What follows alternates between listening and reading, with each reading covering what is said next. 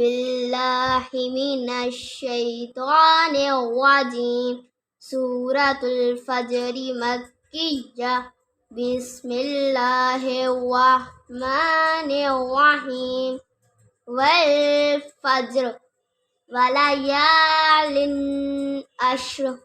والشفع والوتر والليل إذا يسر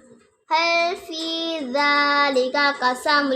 لذي هجر ألم تر كيف فعل ربك بعاد إرم ذات العماد التي لم يخلق مثلها في البلاد وثمود الذين جابوا الصخر بالواد وفرعون ذي الأوتاد الذين طغوا في البلاد فأكثروا فيها الفساد فصب عليهم ربك سوط عذاب إن ربك لبالمرصاد فأما الإنسان إذا ما ابتلاه ربه فأكرمه ونعمه فيقول ربي أكرمن وأما إذا ما ابتلاه فقدر عليه رزقه فيقول ربي أهانن كلا بل لا تكرمون اليتيم ولا تحاضون على طعام المسكين وتأكلون التراث أكلا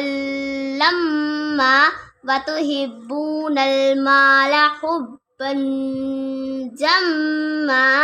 كلا إذا دقت الأرض دقا دقا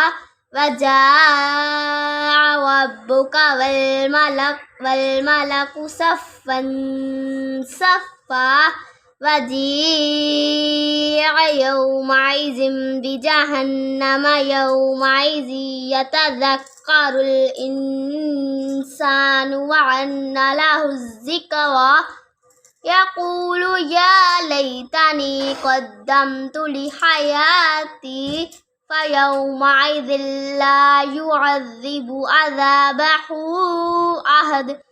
ولا يوثق وثاقه أحد يا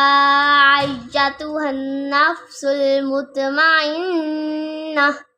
ارجعي إلى ربك راضية مرضية فادخلي في عبادي وادخلي جنتي صدق الله العظيم.